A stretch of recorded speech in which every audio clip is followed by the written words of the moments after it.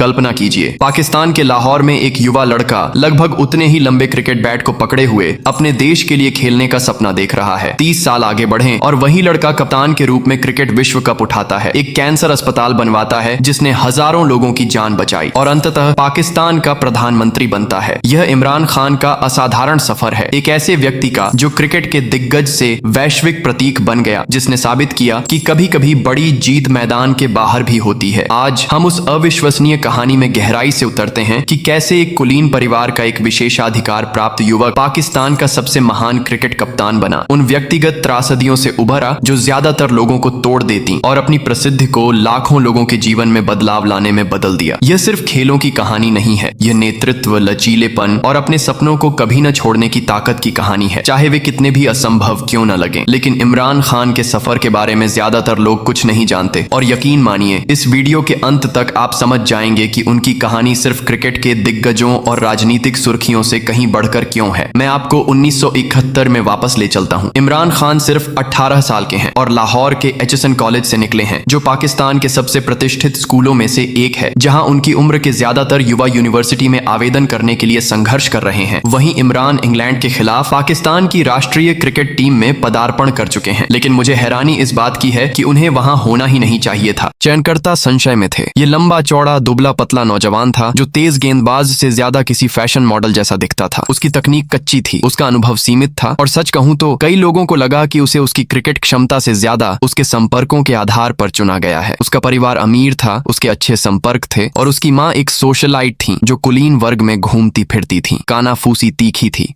एक और अमीर लड़का सिर्फ मनोरंजन के लिए क्रिकेट खेल रहा था, जबकि असली प्रतिभा को नजरअंदाज किया जा रहा था। इमरान के लिए शुरुआती साल बेहद मुश्किल भरे थे। उन्हें अपनी लय पाने के लिए संघर्ष करना पड़ा। उनकी गेंदबाजी में निरंतरता नहीं थी और पाकिस्तानी मीडिया उनकी आलोचना में बेरहम था। ऐसे मैच भी थे जहां उन्हें मैदान पर हर जगह धूल चटाई गई, जहां विरोधी बल्लेबाजों ने उनके साथ एक पार्ट टाइम गेंदबाज जैसा व्यवहार किया। मैं सिर्फ 18 साल की उम्र में अपने देश का प्रतिनिधित्व करने के दबाव की कल्पना ही कर सकता हूं, जब हर कोई सवाल करता है कि क्या आप वहां खेलने के लायक हैं। लेकिन यहीं से इमरान का चरित्र उभरने लगा। अपनी विशेषाधिकार प्राप्त पृष्ठभूमि में वापस लौटने या क्रिकेट को पूरी तरह से छोड़ने के बजाय उन्होंने एक ऐसा फैसला लिया जिसने उनकी पूरी जिंदगी तय कर दी। उन्होंने सबको गलत साबित करने का फैसला किया, शब्दों या संबंधों से नहीं, बल्कि विशुद्ध दृढ़ संकल्प और उत्कृष्टता के प्रति लगभग जुनूनी प्रतिबद्धता से। 1971 में वे ऑक्सफोर्ड विश्वविद्यालय में पढ़ाई करने के लिए इंग्लैंड चले गए, लेकिन क्रिकेट उनका मुख्य ध्यान बना रहा। यहीं से बदलाव की शुरुआत हुई। घर की जानी पहचानी सुख सुविधाओं से दूर, पाकिस्तानी अभिजात्य समाज की सामाजिक अपेक्षाओं से दूर, इमरान ने अपने खेल को इतनी शिद्दत से निखारने में खुद को झोंक दिया कि उन्हें जानने वाले सभी लोग दंग रह गए। उन्होंने घंटों नेट्स पर बिताए, अपने बॉलिंग एक्शन पर काम किया, डेनिस लिली और जेफ थॉम्पसन जैसे महान तेज गेंदबाजों की तकनीकों का अध्ययन किया। उन्होंने अपने खेल के हर पहलू का विश्लेषण किया, अपने रन अप से लेकर अपने फॉलो थ्रू तक लगातार सुधार और परिष्कार करते रहे। ये कोई साधारण अभ्यास नहीं था, ये उस तरह का जुनूनी समर्पण था जो अच्छे लोगों को दिग्गजों से अलग करता है। यह विकास वॉर्सेस्टरशायर के साथ उनके काउंटी क्रिकेट करियर के दौरान हुआ। 1970 के दशक में इंग्लिश काउंटी क्रिकेट खेलना तेज गेंदबाजों के लिए यूनिवर्सिटी जाने जैसा था। हालात मुश्किल थे, मानक ऊंचे थे और आप दुनिया के सर्वश्रेष्ठ खिलाड़ियों से मुकाबला कर रहे थे। इमरान के लिए यह एक आदर्श फिनिशिंग स्कूल था। धीरे धीरे मैच दर मैच, सीजन दर सीजन लोगों को एक अलग इमरान खान नजर आने लगा। उनकी गेंदबाजी ज्यादा आक्रामक और लगातार होती गई। उन्होंने घातक इन स्विंग यॉर्कर विकसित की जो आगे चलकर उनकी खास गेंद बन गई। इससे भी महत्वपूर्ण बात यह थी कि उन्होंने तेज गेंदबाजी के मनोविज्ञान को समझना शुरू कर दिया था कि कैसे बल्लेबाजों को सिर्फ गति से ही नहीं बल्कि अपनी उपस्थिति, रवैये और रणनीति से भी डराना है। 1970 के दशक के मध्य तक इमरान खान एक होनहार युवा से विश्व क्रिकेट के सबसे खतरनाक तेज गेंदबाजों में से एक बन गए थे। लेकिन उन्हें खास बनाने वाली चीज सिर्फ उनकी गेंदबाजी नहीं बल्कि उनका दिमाग था। वह क्रिकेट को शतरंज के खेल की तरह लेते थे, हमेशा 3 कदम आगे की सोचते थे, लगातार खेल की स्थिति को भांपते थे और उसी के अनुसार अपनी रणनीति बनाते थे। यहीं से कहानी वाकई दिलचस्प हो जाती है। जैसे जैसे इमरान की व्यक्तिगत प्रतिष्ठा बढ़ती गई, पाकिस्तानी टीम पर उनका प्रभाव भी बढ़ता गया। याद रखें, यह एक ऐसी टीम थी जो निरंतरता के लिए संघर्ष करती रही, अक्सर एक दिन शानदार और अगले दिन विनाशकारी। पाकिस्तानी क्रिकेट में प्रतिभा तो थी, लेकिन अनुशासन, संरचना और सबसे बढ़कर नेतृत्व की कमी थी। 1982 में 30 साल की उम्र में इमरान खान को पाकिस्तान क्रिकेट टीम का कप्तान नियुक्त किया गया। ये सिर्फ पदोन्नति नहीं थी, बल्कि पाकिस्तानी क्रिकेट संस्कृति का एक संपूर्ण परिवर्तन था। इमरान ने पाकिस्तानी क्रिकेट में कुछ ऐसा ला दिया जो पहले कभी नहीं था। उत्कृष्टता के लिए एक व्यवस्थित दृष्टिकोण और आत्मविश्वास का मेल। कप्तान के रूप में इमरान ने न केवल मैदान पर उदाहरण पेश किया,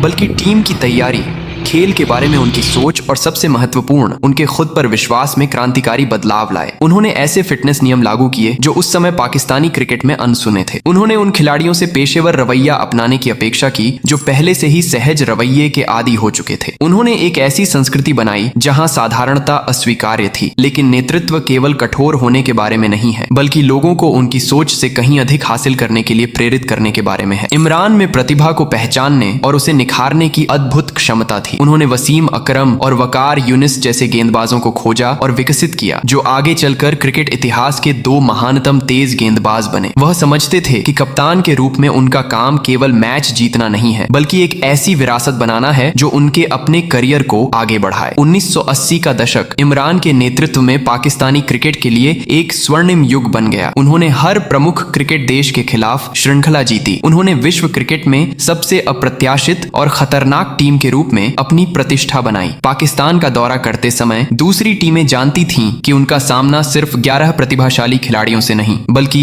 एक ऐसी टीम से है जो जुनून, कौशल और असंभव बाधाओं से भी जीतने की अपनी क्षमता में लगभग रहस्यमय विश्वास के साथ खेलती है। यह हमें 1987 की ओर ले जाता है, जिसे कई लोग इमरान के करियर का निर्णायक क्षण मानते हैं। पाकिस्तान भारत के साथ क्रिकेट विश्व कप की मेजबानी कर रहा था और उम्मीदें बहुत ज्यादा थीं। यह पाकिस्तान के लिए घरेलू धरती पर अपने प्रशंसकों के सामने दुनिया की सर्वश्रेष्ठ टीमों के खिलाफ खुद को साबित करने का मौका था। लेकिन दबाव की बात यह है कि यह या तो आपको कुचल देता है या आपको हीरा बना देता है। इमरान खान के लिए 1987 का विश्व कप वह मंच बन गया जहां उनकी वर्षों की तैयारी एक खिलाड़ी और कप्तान के रूप में उनके अनुभव की परीक्षा क्रिकेट के सर्वोच्च पुरस्कार के खिलाफ हुई। पाकिस्तान के लिए टूर्नामेंट की शुरुआत अच्छी नहीं रही। शुरुआती मैचों में उन्हें संघर्ष करना पड़ा, उनकी बल्लेबाजी कमजोर दिखी और मीडिया की आलोचनाएं तीखी थीं। कई ऐसे पल भी आए जब ऐसा लगा कि पाकिस्तान प्रतियोगिता के बाद के चरणों में भी नहीं पहुंच पाएगा। कप्तान के तौर पर इमरान पर भारी दबाव था। हर फैसले की बारीकी से जांच की जाती थी, हर नाकामी को बढ़ा चढ़ाकर पेश किया जाता था। इसके बाद जो हुआ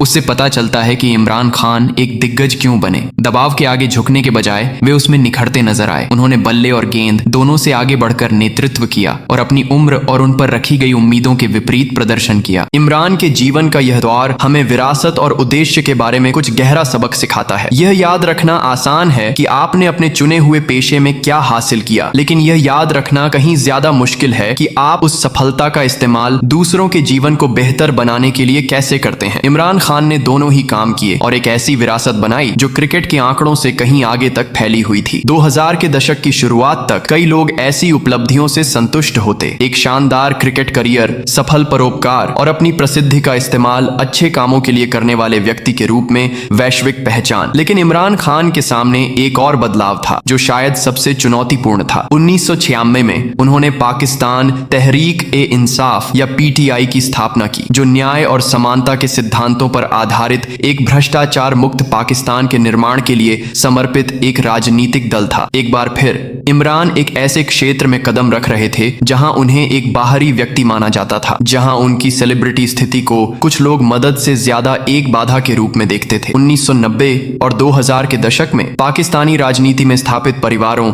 और शक्तिशाली हितों का दबदबा था। एक क्रिकेट स्टार का परोपकारी बनना और यह सोचना कि वह व्यवस्था बदल सकता है कई पर्यवेक्षकों को नासमझी लगती थी। पीटीआई के शुरुआती साल चुनावी असफलताओं से भरे रहे और इमरान को अक्सर ऐसे व्यक्ति के रूप में खारिज कर दिया जाता था जो पाकिस्तानी राजनीति की वास्तविकताओं को नहीं समझता। लेकिन जो कोई भी इमरान की कहानी जानता था उसे एक जाना पहचाना पैटर्न पहचानना चाहिए था। यह वही व्यक्ति था जिसे एक अमीर लड़का समझा जाता था जो मौज मस्ती के लिए क्रिकेट खेलता था, जिसे बताया गया था कि कैंसर अस्पताल बनाना असंभव है, जिसने दृढ़ता और रणनीति के जरिए लगातार संदेह करने वालों को गलत साबित किया था। लगभग 2 दशकों तक इमरान खान ने पीटीआई को एक विश्वसनीय राजनीतिक ताकत बनाने के लिए काम किया। उन्हें चुनावी हार, पार्टी के अंदरूनी विवादों और स्थापित राजनीतिक दलों और मीडिया की लगातार आलोचना का सामना करना पड़ा। ऐसे क्षण भी आए जब ऐसा लगा कि उनका राजनीतिक करियर विफलता में समाप्त हो जाएगा, जब उनके आदर्शवादी दृष्टिकोण और पाकिस्तानी राजनीतिक वास्तविकता के बीच की खाई इतनी चौड़ी हो गई थी